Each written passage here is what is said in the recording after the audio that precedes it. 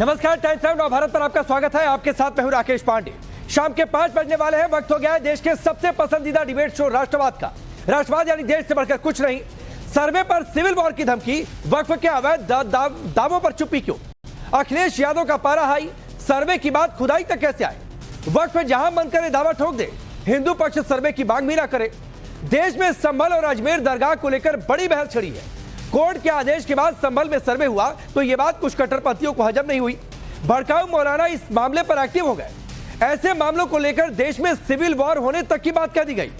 Samajwadi party के अध्यक्ष अखिलेश यादव सर्वे से देश का सौहार्द खोने का डर जता रहे, तो उनके चाचा रामगोपाल यादव संभल में हिंसा को सोची समझी साजिश बता रहे। वहीं दूसरी तरफ विपक्ष के नेता कल्याण बनर्जी ने दावा कर दिया है कि जिस जमीन पर मुस्लिम सिर्फ नमाज पढ़ लेता है वो जमीन वक्फ की हो जाती है।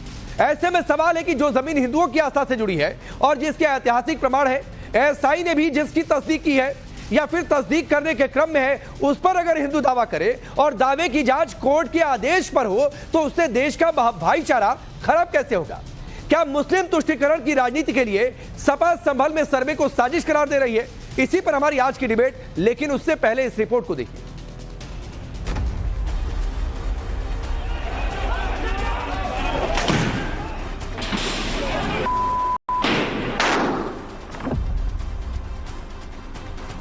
हर मस्जिद के नीचे मंदिर ढूंढा जा रहा है, हर मजार के नीचे मंदिर ढूंढा जा रहा है।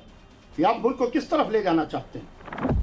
या आप मुल्क को फिर से एक बार सिविल वार के दहाने को ला के खड़ा करना चाहते हैं? और जो लोग हर जगह खोद देना चाहते हैं, खोदना उनका लक्ष्य बन गया है। जो लोग खोदना चाहते हैं वो याद रखें, देश का सौहार्द भी खो देंगे एक दिन। हर बार तुष्टीकरण की राजनीति के लिए वोट बैंक के सबसे बड़े भाईजान के रूप में समाजवादी पार्टी अपने आप को स्थापित करना चाहती है और दंगाइयों के बचाव में आती है। देश में बवाल मचा है। बवाल वक्फ संशोधन बिल के नाम पर, बवाल संभल में हुए सर्वे और उसी बीच अजमेर पर हिंदू पक्ष के दावे पर।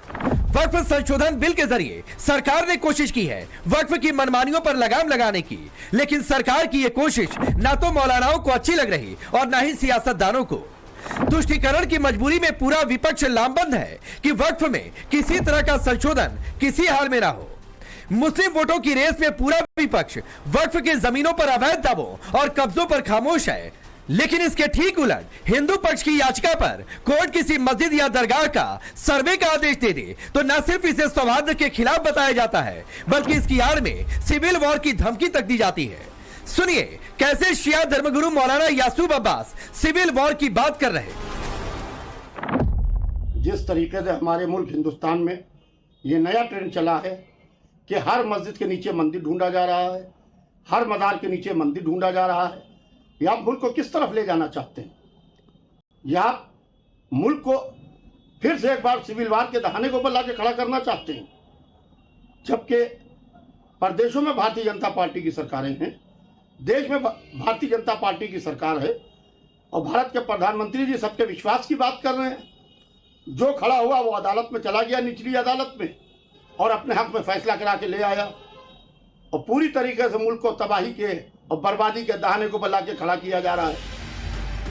मौलाना देश को सिविल वॉर के मुहाने पर बता रहे तो सपा के मुखिया अखिलेश यादव को देश का सौहार्द खतरे में दिख रहा।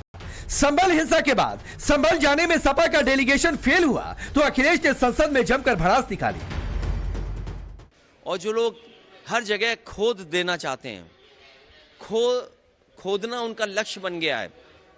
जो लोग खोदना चाहते हैं वो याद रखें, देश का सौहार्द भी खो देंगे एक दिन। जो लोग जगह जगह खोदना चाहते हैं वो देश का सौहार्द भी खो देंगे। इसीलिए मैंने कहा जो जगह जगह खोदना चाहते हैं वो देश का सौहार्द खो देंगे, देश का भाईचारा खो देंगे। और ये सोची समझी रणनीति है जिसके तहत भारतीय जनता पार्टी इस तरह का काम जगह जगह पर कर रही है। संभल जो इसलिए जाना जाता था कि भाईचारे के साथ वहाँ रहते हैं लोग, वहाँ अभी से नहीं सदियों पुराना भाईचारा हजारों साल से इसी तरह रहते आए हैं। लेकिन अचानक ये जो घटना हुई है, ये सोची समझी रणनीति के तहत वेल प्लान्ड हुआ है और वहां के भाईचारे को गोली मारने का काम हुआ है। जो घटना हुई है वो सोची समझी साजिश है। संभल की मस्जिद में सर्वे के दौरान कहीं कोई खुदाई नहीं हुई, लेकिन सिर्फ 39 सेकंड में अखिलेश ने 5 बार खोदने शब्द का जिक्र किया और इसके जरिए भाईचारा सौहार्द को खतरा बता दिया। अखिलेश तो अखिलेश, उनके चाचा रामगोपाल यादव राज्यसभा में तुष्टीकरण की पिच पर खेलते नजर आए। 24 तारीख को सुबह 6 बजे पूरे संभल में पुलिस छावनी बना दी गई। संभल को लोगों को पता ही नहीं था कि पुलिस क्यों लगाई जा रही है। थोड़ी देर बाद वहां के डीएम, एसएसपी, वकील जिन्होंने वो एप्लीकेशन दी थी वो, और कुछ लोग ढोल नगाड़े बजाते हुए पुलिस के साथ गए और मस्जिद में प्रवेश कर गए। भीड़ को संदेह हुआ कि ये मस्जिद में तोड़फोड़ करने जा रहे हैं और कुछ कर रहे हैं, और एसडीएम ने वहां जो टैंक था पानी का वो खोल दिया। पानी बह के बाहर आया तो लोगों को संदेह हुआ कि इसमें कुछ गड़बड़ी हो रही है। मेरा और लोगों का ये मानना है कि इससे पहले उत्तर प्रदेश में जो चुनाव हुए थे उसमें वो बगल के जिलों में पुलिस ने किसी को वोट डालने नहीं दिया गया और जबरदस्ती चुनाव कब्जा कर लिया था। और उससे ध्यान बटाने के लिए रामगोपाल जी, आपसे आशा करता हूं संयम बरतेंगे। योजनाबद्ध तरीके से सब ये हुआ। सपा ने संसद में संभल के बहाने मोर्चा खोला तो बीजेपी ने पलटवार किया और इसे तुष्टीकरण वाला दांव करार दिया। संभल के नाम पर वोट बैंक के लिए दंगाई बचाओ फिर से एक बार काम पर। जिस प्रकार से समाजवादी पार्टी के मुखिया ने आकर पार्लियामेंट में दंगाइयों को क्लीन चिट दी है और जिस प्रकार से उन्होंने पुलिस और प्रशासन पर ही सवाल खड़े कर दिए हैं और सर्वे पर भी सवाल खड़े कर दिए हैं, ये दिखाता है कि हर बार तुष्टीकरण की राजनीति के लिए वोट बैंक के सबसे बड़े भाईजान के रूप में समाजवादी पार्टी अपने आप को स्थापित करना चाहती है और दंगाइयों के बचाव में आती है। सामान्य स्थिति में होने के बावजूद भी जिस प्रकार से पुलिस के ऊपर लाठीचार्ज किया गया, पत्थरबाजी की गई, लोग घायल हुए और न्यायालय के आदेश पर कोई कार्य जब हो रहा था तो उसमें रोक टोक नहीं करनी चाहिए थी। न्यायालय के आदेश पर पुलिस को अपना काम करने देना चाहिए। अखिलेश जी आज सदन में बोले हैं और अच्छा लगता बांग्लादेश के ऊपर भी बोलते। सपा के बाद आवाज कांग्रेस की ओर से भी उठी। कांग्रेस नेता प्रमोद तिवारी ने वर्शिप एक्ट का हवाला देते हुए संभल को बीजेपी की अखिल भारतीय सोची समझी साजिश करार दिया। आज इस मुद्दे पर हमने ये कहा कि जो वर्शिप एक्ट है, प्लेस ऑफ वर्शिप एक्ट का उल्लंघन है। हमारा स्टैंड बहुत क्लियर है। ये चाहे मणिपुर का मुद्दा हो, चाहे संभल का मुद्दा हो, चाहे अडानी का मुद्दा हो, सभी महत्वपूर्ण है अपनी जगह। सबका अपना अलग महत्व है। संभल में हम मानते हैं कि भारतीय जनता पार्टी की अखिल भारतीय सोची समझी साजिश है अपनी असफलताओं से ध्यान हटाने के लिए। कांग्रेस के नेता आलोक शर्मा पहले ही सुप्रीम कोर्ट में याचिका दायर कर मांग कर चुके हैं कि सर्वे के आ रहे आदेशों पर रोक लगे। सोचिए, जो विपक्ष सर्वे को साजिश बता रहा, सर्वे के दौरान पत्थरबाजों पर चुप्पी साधे बैठा है, वो वक्फ के जमीनों पर अवैध दावों के पक्ष में खड़ा है। टीएमसी के सांसद कल्याण बनर्जी ने तो यहां तक कह दिया है कि मुस्लिम जहां नमाज पढ़ दे वो जमीन उसकी। আপনি যেখানে নামাজ পড়বেন বা যারাই নামাজ পড়বে কোনো এক জায়গায়, সেটা that will be treated as Waqf property. যে কোনো একটা জায়গায় যদি 20 জন, 25 জন, 15 জন, 5 জন রেগুলারলি নামাজ পড়ে, সেটা ওয়াকফ প্রপার্টি বলে ট্রিট করা হবে। सिर्फ नमाज पढ़ लेने भर से अगर जमीन मुसलमानों की हो सकती है, वक्फ उस पर दावा भी कर सकता है, तो सवाल है जिस जगह से हिंदू पक्ष की आस्था जुड़ी है, जिस जगह को लेकर ऐतिहासिक प्रमाण भी है, उसे लेकर अगर कोर्ट सर्वे का आदेश देता है तो फिर यह भाईचारा खराब करने वाला कैसे हुआ? क्यों सिविल वॉर तक की बात की जा रही? ब्यूरो रिपोर्ट, टाइम्स नाउ नव भारत। तो चलिए, आपने ये रिपोर्ट देखी। पहले आपका परिचय मैं आज के मेहमानों से करवाता हूं। शाहजहां इल्मी भारतीय जनता पार्टी के नेता प्रवक्ता, शुभरास्ता पॉलिटिकल एनालिस्ट के तौर पर तारिक अहमद लारी है, समाजवादी पार्टी के नेता। मेहरदीन अंग्रेज स्टूडियो में मौजूद है, एमआईएम पार्टी के नेता और प्रवक्ता। तौसीफ खान है, राजनीतिक विश्लेषक के तौर पर टीएमसी का पक्ष रखते हैं। आप सभी का बहुत बहुत स्वागत है। मैं शुरुआत हाजी मेहरदीन आपसे करता हूं और सवाल बहुत सीधा सा है कि कुछ भी बोल देंगे, सिविल वॉर तक की बात कही जा रही है।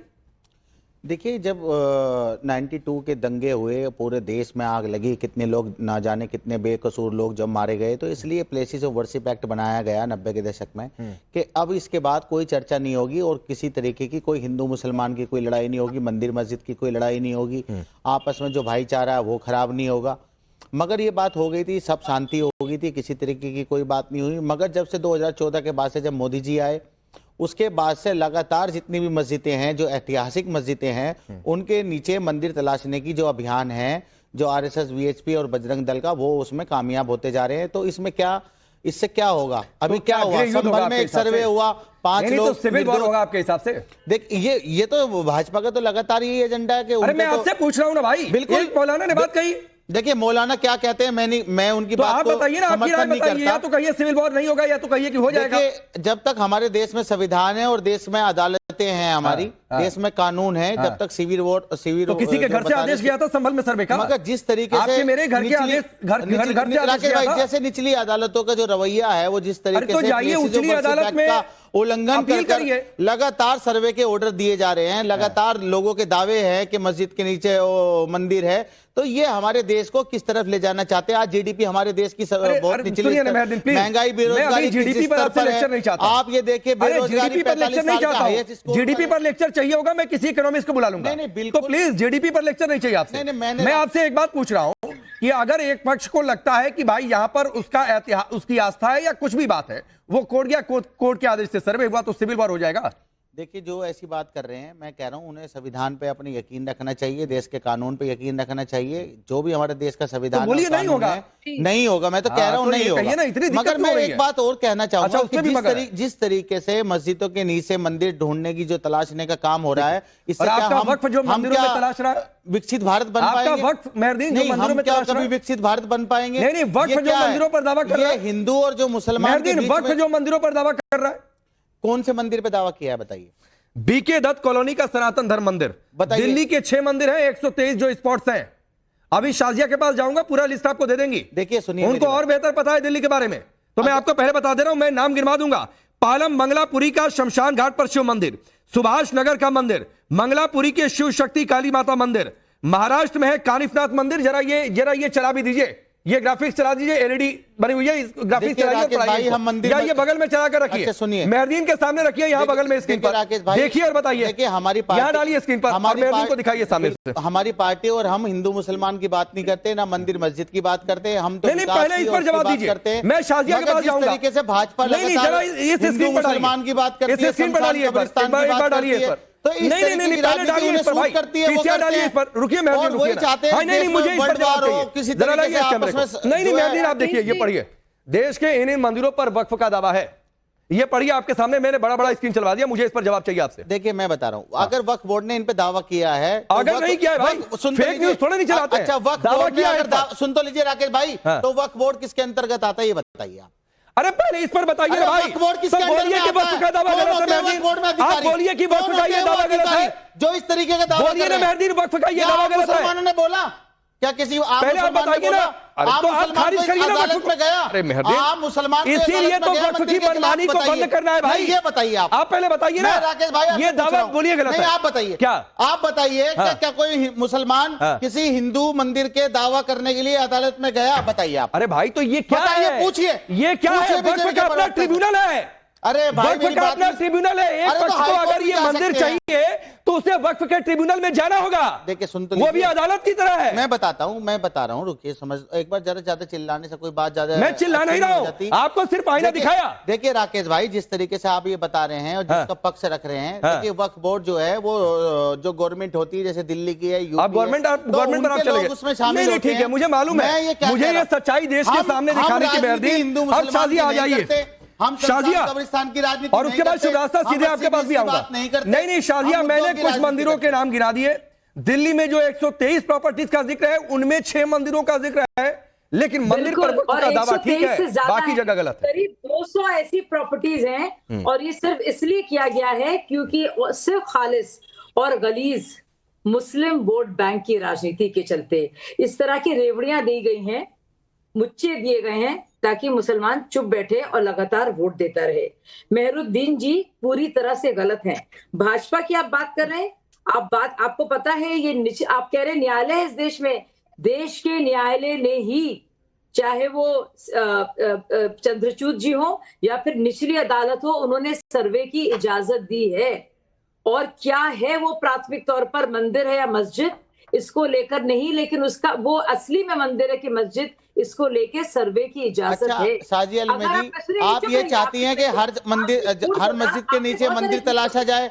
आपको आपका एक वोट बैंक है जो आपका उसमें आप जो नैरेटिव फैलाती हैं, जो एक प्रोपेगेंडा करती हैं, सुन लीजिए ना, उस तरीके से आप जो बातें करती हैं, प्लीज नहीं, मैं आपके बात, इनकी तो राजनीति नहीं बिल्कुल छूट नहीं है, किसी को छूट नहीं है। मुसलमान का आपको मैंने शुरुआत में 5-6 मिनट समय दिया, मेहदीन आपको मैंने शुरुआत में 5-6 मिनट समय दिया।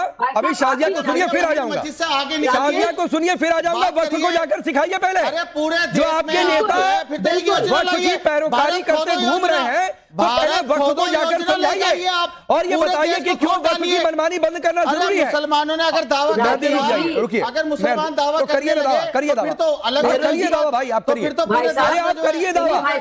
मेहदी आपको किसी ने रोका है क्या? अभी सिर्फ शाजिया की आवाज होने जा रही है, अभी सिर्फ मेहदी पे स्टूडियो का नाजायज फायदा नहीं। रुक जाइए, सुनिए, कौन से न्यायालय की बात कर रहे हैं आप? क्या न्यायालय से इजाजत नहीं दी गई? क्या र्यूमर मॉन्गरिंग नहीं की गई? क्या सर्वे की इजाजत नहीं थी? कोई खुदाई की किसी ने बात की? क्या एक दिन में सब कुछ हो सकता है? एक ही दिन में याचिका लगेगी, एक ही दिन में सुनवाई होगी, एक ही दिन में ऑर्डर हो जाएंगे। डर, ये जो आपकी राजनीति है कि आप सुनिए, महात्मा गांधी जी ने कहा था ना कि एवरेज मुस्लिम इज अ बुली। जो आप बुली करके, आप जिस तरह से बुलडोज करके, बुली करके, हड़का कर, झूठ बोलकर आप अपनी गलीज सियासत करेंगे, आप जानते हैं सबसे ज्यादा नुकसान आप गरीब हिंदू और मुसलमान का कर रहे हैं। आप जानते हैं भू माफिया जो आप बाकायदा जिसको चलाते हैं, ये उसका फायदा हो रहा है। आप भी जानते हैं कि मुसलमानों का कुछ इसमें फायदा नहीं है, ना ही हिंदुओं का। और 200 से ज्यादा जमीनें हैं, पहले 108, फिर उसमें 6 मंदिर हैं। और मैं आपको क्या बताऊं, दिल्ली में इन्होंने हद पार कर दी है। दिल्ली का तो ये हाल कर दिया है कि अगर वक्फ बोर्ड चाहे तो कह दे भैया पार्लियामेंट भी हमारा है। इन्होंने क्या किया है और किस सरकार ने किया है, मुझे लगता है इनके खिलाफ उस ठीक है शाजिया, क्रिमिनल केस अब शुभरास्ता सिविल वॉर की धमकी एक मौलाना साहब दे रहे हैं। मेहदीन यहां बैठकर जस्टिफाई कर रहे हैं कि गलत ही क्या कहा। मैंने कुछ मंदिरों के नाम गिना दिए कि इसमें वक्फ का दावा फिर ठीक कैसे हो सकता है उस परिभाषा के हिसाब से, तो कह रहे हैं भाई ये तो पता नहीं कैसे हो गया।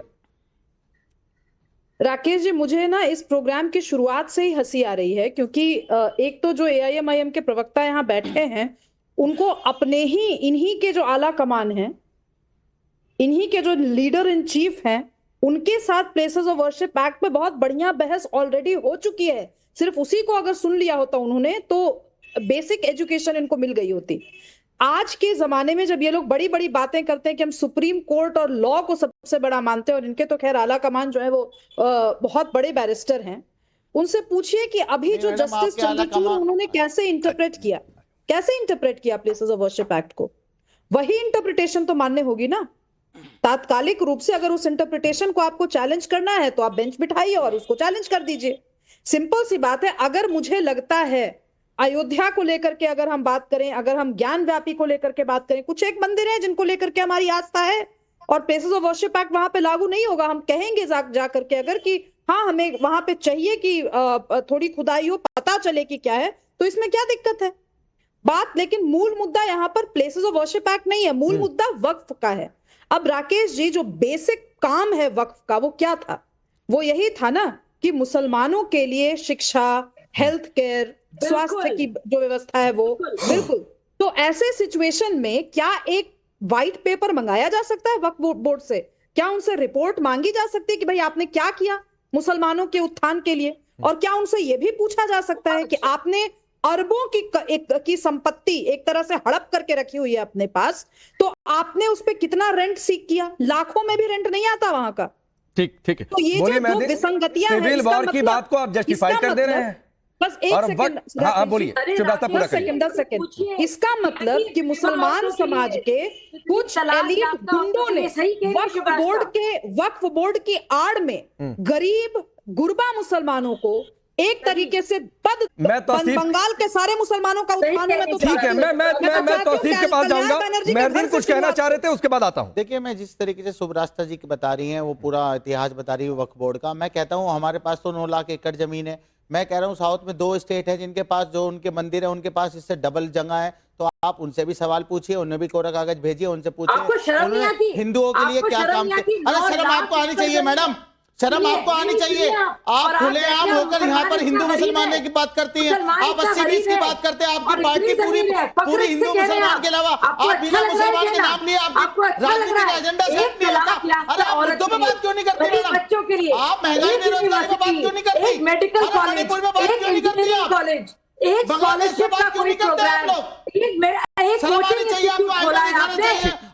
मैं आगे बढ़ता हूं। सुनिए मेहरदीन, शाजिया एक मिनट, शाजिया एक मिनट, मेहरदीन प्लीज शांत रहिए। मेहरदीन स्टूडियो, मेहरदीन प्लीज, मेहरदीन मैं बार बार कहता हूँ स्टूडियो में बैठिए तो एकदम डिसिप्लिन में रहिए। सुनिए आपने बात की ना, सुनिए एक बात सुनिए ना मेहरदीन प्लीज, मेहरदीन सुनिए। मेहरदीन आपने मंदिरों का जिक्र किया ना, तो यहाँ पर मंदिर और मस्जिद की नहीं बात हो रही है भाई, यहाँ पर बोर्ड के असीमित अधिकार की बात हो रही है। यहां सवाल ये नहीं कि आपकी किसी एक मस्जिद के पास कितनी प्रॉपर्टी है, मंदिर के पास कितनी प्रॉपर्टी है। सवाल ये है कि एक बोर्ड के पास कितना असीमित अधिकार है और अनलिमिटेड राइट्स है। मैं आऊंगा, 2 मेहमान अभी वेट कर रहे हैं, रुक जाइए। अब लारी भाई आपके पास आ रहा हूं। क्या मैं 10 सेकंड में उनके सवाल का जवाब दूं, क्योंकि मेरा नाम लेकर पूछा गया। चलिए बोल लीजिए, 10 सेकंड बोल लीजिए जी। राकेश जी, मैं सिर्फ इतना ही कहना चाहती हूं कि जिस दिन मुसलमानों के पास जैसे वक्फ बोर्ड एक्ट है ना, जिस दिन हिंदुओं के पास ऐसा बोर्ड एक्ट आ गया ना, उस दिन आप मुझसे सवाल पूछिएगा। उसके पहले आपको हक नहीं है, नहीं तो मैं एक एक मंदिर के जीर्ण शीर्ण अवस्था की अगर चर्चा करना शुरू कर दूं तो ये देश। चलिए आपका 10 सेकंड हो गया, लेकिन चूंकि आपने नाम लेने की बात कही तो आपने तौसीफ भाई का भी नाम लिया था। लारी जी बस 30-40 सेकंड आप दे दीजिए। तौसीफ भाई ये कह रही है कि कल्याण बनर्जी के घर पर कौन जाकर कब नमाज पढ़ दे रहा है, पता चला वही जमीन पर वक्फ दावा कर दे। देखिए राकेश जी, तब देखिएगा। ठीक है शाजिया प्लीज, तौसीफ की बारी है, बोलिए तौसीफ भाई। देखिए राकेश जी, आपके सामने बहुत ही बुद्धिजीवी लोग बैठे हुए हैं। शाजिया अल्मी जी बैठी हुई हैं, सुब्रास्ता जी बैठे हुए हैं। ये सब बीजेपी के आइडियोलॉजी को और बीजेपी के शुभचिंतक है। तो जिसकी जितनी सोच है वो उतना ही समझेंगे। भाई कल्याण बनर्जी ने जो बात कहा वो जजमेंट से उठा करके उन्होंने कहा कि कॉन्स्टिट्यूशनल बेंच का जजमेंट का उन्होंने रेफर किया, पैराग्राफ 36। उन्होंने बाद में इसका क्लैरिफिकेशन भी दिया कि जजमेंट कहता है only in relation to Muslim properties, ऐसे मुस्लिम प्रॉपर्टीज जिसको कोई अपना जो जमीन का मालिक चाहता है कि वो वक्फ कर दे और उसमें अगर डीड में लिखित में भी नहीं है तो भी अगर वो उसको बाय एक्ट है कि मुझे डिस्टर्ब ना करे। अरे क्यों शाजिया एक बार सुन लीजिए, तौसीफ की पूरी बात आ जाने दीजिए। क्यों कर रहे शाजिया, एक बार पूरी बात आ जाने दीजिए। शाजिया जी ये बहुत गलत है जब आप कह। अरे तौसीफ मैंने इंटरप्ट कर दिया, प्लीज आप बोलिए, आपको समय मिले ये मैंने सुनिश्चित किया। प्लीज तौसीफ भाई आप अपनी बात रखिए, उलझिए नहीं, व्यक्तिगत मत उलझिए, कोई व्यक्तिगत ना उलझे। तौसीफ भाई मैंने शाजिया को रोका, आप अपनी बात पूरी करें। गाय के दूध में सोना मिलता है, यही तो बीजेपी के नेता कहते हैं। शाजिया अल्मी जी आप इससे सहमत रखती है क्या कि गाय के आपके पास जवाब से सोना मिलता है, इसलिए उसका रंग है सुनहरा है। तौसीफ भाई गरीब मुसलमानों के लिए एक झेल भर की चीज इतना मुनाफाखोरी की है। तौसीफ भाई एक मिनट, नहीं, यहाँ से डिबेट डिरेल हो जाएगी। शाजिया एक मिनट रुकिए। तौसीफ भाई गाय पर चर्चा नहीं हो रही है, प्लीज गाय पर चर्चा नहीं हो रही है। एक लाइन का बहुत सीधा सा सवाल है, एक लाइन का बहुत सीधा सा सवाल है, वक्फ की प्रॉपर्टी कौन सी हो सकती है ये कल्याण बनर्जी जस्टिफाई कर रहे हैं और उसको परिभाषित कर रहे हैं। लेकिन हिंदू कोर्ट जाकर कोई एक आदेश ले आता है तो आप लोगों को बड़ी दिक्कत हो जाती है। ले लो भाई, कोर्ट से ऑर्डर ले लो कि गाय के दूध में सोना। अरे फिर आप गाय पर चले गए। अरे आप जानबूझ के बात को बदल रहे हैं क्योंकि आप जानते हैं आप फंस गए हैं। उसका कलर येलो है, कौन रोका? ले लो जाके कोर्ट से ऑर्डर। कल्याण बनर्जी ने राकेश जी छोटी सी बात, बोलिए शाजिया। राकेश जी बहुत छोटी सी बात मैं कहूंगी तौसीफ भाई के लिए और औरों के लिए। शुभरास्ता यहाँ पे बोल रही है एक सच्ची हिंदू होने के नाते और मैं एक सच्ची मुसलमान होने के नाते आपको बता रही हूँ कि ये लोग हिंदू मुस्लिम के नहीं है, इन्होंने मुसलमानों के खिलाफ काम किया है, हिंदुओं से इनको नफरत है, ये चाहते नहीं हिंदू कभी जाए न्यायालय और अपने हक की बात करे, लेकिन ये भी नहीं चाहते कि गरीब मुसलमान औरत का कुछ भला हो। ठीक है, मैं आगे बढ़ रहा हूँ। तारिक अहमद लारी जी, तारिक अहमद लारी जी, अब रुकिए तौसीफ भाई, आप सवाल पर रहे नहीं, आप गाय पर पहुंच गए, सवाल कुछ और आपसे पूछा गया, तो प्लीज सर डिबेट को डिरेल मत किया करिए। एक मिनट रुकिए। अब तारिक अहमद लारी, संसद में बोलने का मौका मिला था, मैंने 39 सेकंड का एक बयान सुनवाया, 39 सेकंड काउंटर वाइज बता रहा हूं, और वो संभवतः पार्लियामेंट की सीढ़ियों का बयान है। 39 सेकंड में 5 बार अखिलेश यादव खोदने, खुद जाने, भाईचारा खो जाएगा, मतलब खोदने ही शब्द का इस्तेमाल अलग अलग परिप्रेक्ष्य में करते नजर आए। ऐसी कोई बात ही नहीं है, खुदाई तक कहां से बात लेकर चले।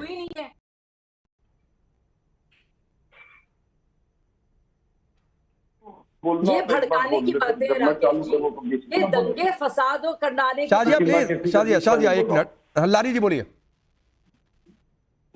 धन्यवाद, कोई बीच में इंटरप्ट ना करे। देखिए, जो अखिलेश जी ने कहा है वो यहाँ के भाईचारे को खोदने की बात कही है, बिल्कुल सही कहा, उनका बयान बहुत सही है कि बीजेपी यहाँ के भाईचारे को खत्म कर रही है। जहां भी खोद रहे हैं वहां खुदा मिल रहा है, लोगों को और कोई कार्य चले गए, इनका नेटवर्क ही चला गया। ठीक है, तौसीफ भाई डिरेल कर रहे थे, इनका नेटवर्क चला गया। अब मुझे एक बात बताइए तौसीफ खान, यही सवाल मैं आपसे कर रहा हूं, क्या ये आपको लगता नहीं है कि मामले को गुमराह किया जा रहा, उकसाया जा रहा? संभल में तो खुदाई वाली कोई बात नहीं, फिर भी खुदाई हो रही है। संभल एएसआई प्रोटेक्टेड मॉन्यूमेंट है, उस पर भी वर्शिप एक्ट की दलील दे रहे हैं, जो कि वर्शिप एक्ट में एक्सेप्शन है, एएसआई प्रोटेक्टेड मॉन्यूमेंट जितने भी हैं। नहीं, वर्शिप एक्ट में एक्सेप्शन कुछ नहीं है कि एसआई प्रोटेक्टेड मॉन्यूमेंट को लेकर के ये सोची समझी साजिश है। आप 2 घंटे के अंदर याचिका फाइल होती है, 1 मिनट, 2 घंटे के अंदर याचिका फाइल हो रही है, याचिका अलाउ कर दी जाती है और एक टीम पहले से रेडी है, पूरा पुलिस फोर्स के साथ जो पहुंच जाता है स्पॉट में, एक्स पार्टी ऑर्डर दिया जाता है। ये साजिश किसकी साजिश है? ये सपा की। अरे तो भाई एक्स पार्टी ऑर्डर को चैलेंज करेंगे ना, बीजेपी की साजिश कि अगर कोई कार्रवाई होगी तो पत्थर जाके बरसा देंगे, और उन पत्थरबाजों पर आप भी चुप रहेंगे, उन पत्थरबाजों पर समाजवादी पार्टी भी चुप रहेगी, कांग्रेस पार्टी भी चुप रहेगी, आप लोग उस पर टेप लगा लेते हैं, बड़ा सा टेप। 5 देखिए, 5 आपका मंशा तो यही था ना कि हम जो है मस्जिद पे हमला कर देंगे सर्वे के नाम पे, और जो युवक आएंगे उन पे हम गोली चलाएंगे। उत्तर प्रदेश की पुलिस ने गोली चला करके 5 मुस्लिम युवक को मार दिया पहले आप, और हॉस्पिटल। तौसीफ भाई, मैं बार बार कहता हूं, मेरे सामने एकदम फैक्ट करेक्ट होकर आया करिए। और पुलिस ने गोली चलाकर मार दिया, पुलिस की गोली से मर गए, ये आगे से कोई भी बोले तो सबूत लेकर आइए मेरे सामने, और बिना सबूत के आए बाएं साए मत बोला करिए। कर देंगे। वो बेचारा जो कि माइग्रेंट वर्कर है, हॉस्पिटल बेड में बाइट दे रहा है, मीडिया को कह रहा है इंजर्ड हालत में कि पुलिस। नहीं, मैं शुभ रास्ता को लाता हूं। शुभ रास्ता एएसआई प्रोटेक्टेड मॉन्यूमेंट एक्सेप्शन में नहीं है, ये तौसीफ कह रहे हैं। आप ये काम को करते हैं। नहीं तो तौसीफ जी को ज्ञान नहीं है तो मैं उनको क्या बोलूं कि जो तमिलनाडु का चोला के मंदिर हैं, जो महाबलीपुरम है, तेलंगाना में जो गोलकोंडा फोर्ट है, जहां पर भी हिंदुओं के साक्ष्य हैं, खजुराहो टेम्पल्स जो हैं, सारे एएसआई प्रोटेक्टेड मॉन्यूमेंट्स हैं। वक्फ बोर्ड उन पे चाह करके भी कब्जा नहीं कर सकता। क्या बात कर रहे हैं ये कह दें कल कर्नाटका में कहे ना, जाकर के कर्नाटका में कहें, इन्हीं के कल्याण बनर्जी को ही भेज दीजिए कहने के लिए कि कल हम हम्पी पे दावा कर रहे हैं, कहिए कि कल वक्फ बोर्ड हम्पी पे दावा कर रहा है। नहीं, मुझे सिंपल सी बात है, जब आपके पास नहीं है पूरा ज्ञान तो आजकल तो चैट जीपीटी पे आप बैठ करके लाइव डिबेट के दौरान आप देख सकते हैं। जो बीजेपी कहता है कि गाय के दूध। एक सेकंड, बीजेपी का प्रश्न मैं नहीं ले सकती। आई एम सॉरी तौसीफ, आपका जो स्लाई रिमार्क होता है मैं उसका जस्टिफिकेशन देने नहीं बैठी हूँ। मैं एक सेक्युलर नागरिक जो कि अपने हिंदू धर्म पर गर्व महसूस करती है, इस लिहाज से मैं इस डिबेट में बैठी हूँ और मैं बोलूंगी। आप बीच में मत बोलिए, मैं आपके बीच में नहीं बोल रही थी। आपका फैक्ट गलत है, किसी वक्फ बोर्ड की हिम्मत नहीं है, किसी वक्फ बोर्ड की हैसियत नहीं है, चलिए मैं शब्द यूज कर दूं, औकात नहीं है कि वो हम्पी, वो गोलकोंडा फोर्ट उन पे नजर उठा करके भी देख सके। हाथ रखना तो दूर की बात है।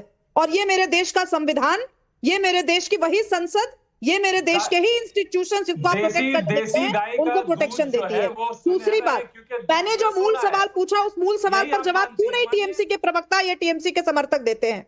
मैंने पूछा कि वक्फ बोर्ड एक रिपोर्ट क्यों नहीं जारी करती कि हमने जितनी प्रॉपर्टी हथियाई हुई है उस प्रॉपर्टी के तहत हमने इतने मुसलमानों को एजुकेशन सेक्टर में, हेल्थ केयर में, जॉब अपॉर्चुनिटीज में और जो तमाम सेक्युलर दावे हैं उनमें इतनी हमने महारत हासिल कर ली, और ये हमारा आगे के 10 साल का ब्लूप्रिंट है। क्यों नहीं ये कर सकते वो? इतना करने में क्या दिक्कत है? ये तो उन्हीं का मैंडेट है, उन्हीं के मैंडेट से मैं कोट करके बता रही हूँ। बीजेपी का है, बीजेपी को पूछो भाई, शाजिया इल्मी से पूछो।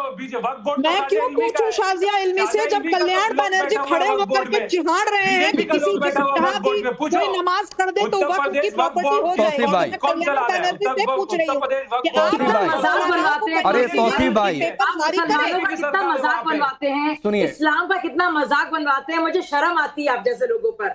पढ़े लिखे होकर आप दर की फसाद वाली बात करते हैं। उत्तर प्रदेश वक्फ बोर्ड में डर की बात है। कभी मुसलमानों का अच्छा नेक किया नहीं है।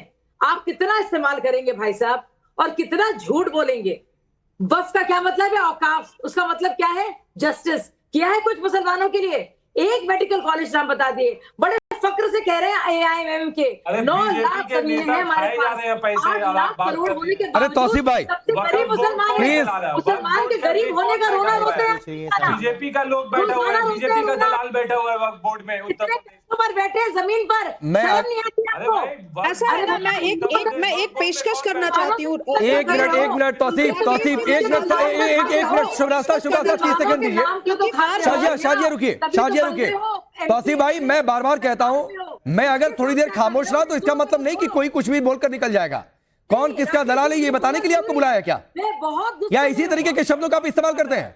आपसे सवाल वक्त पर पूछ रहा हूँ, आपसे सवाल अलग अलग दावों पर पूछ रहा हूँ। आप गाय के दूध पर चले जा रहे हैं। आप दूसरों की आस्था का सम्मान न करें, लेकिन पूरी दुनिया आपकी आस्था का सम्मान करे। अब बोलिए शुभरास्ता, जो आप बोल रही थी, बोलिए शुभरास्ता। मैं एक अपील करना चाहती हूँ। रुकिए तौसीफ प्लीज, सिर्फ शुभरास्ता की आवाज होने आ रहा है। मैं शाजिया इल्मी जी से एक अपील करना चाहती हूँ, क्योंकि बड़ा चार्ज लग रहा है कि वक्फ बोर्ड में जो लोग बैठे हुए बीजेपी के दलाल हैं। तो मैं बीजेपी से ही ये अनुरोध करती हूं कि आप तो अभी पूरी तरह से संसद में आपका बोलबाला है। अभी आप एक एक्ट पारित करवा दीजिए, दोनों हाउसेस से पास करवा दिए कि वक्फ बोर्ड डिसबैंड ही हो जाए, पूरी तरह से डिसबैंड हो, सारी प्रॉपर्टी सेक्युलर फोर्सेस के हाथ में हो। देश के बाकी इंस्टीट्यूशंस देख लेंगे कि क्या करना है, क्योंकि ये दावा ऑपोजिशन कर रही है, ये दावा तौसीफ खान कर रहे हैं।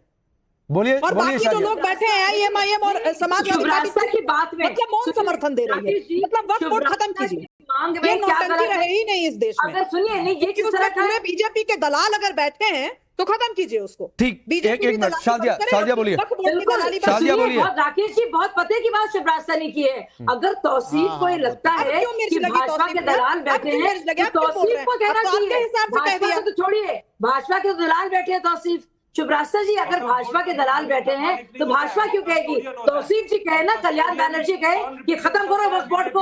हिम्मत है।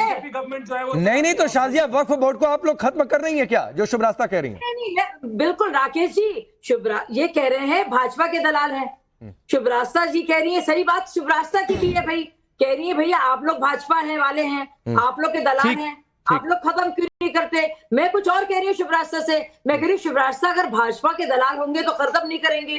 क्यों नहीं TMC कह देती कि वक्फ बोर्ड को खत्म करो, क्योंकि भाजपा के दलाल। ठीक है, चलिए वक्त इतना ही है। आप सबको रोकता हूँ। बात सिर्फ इतनी है कि सिविल वॉर की बात करना बेमानी है। पॉलिटिक्स के लिए बयान देते हैं नेता, लेकिन इस तरीके की बातें नहीं। आप सबका बहुत बहुत शुक्रिया।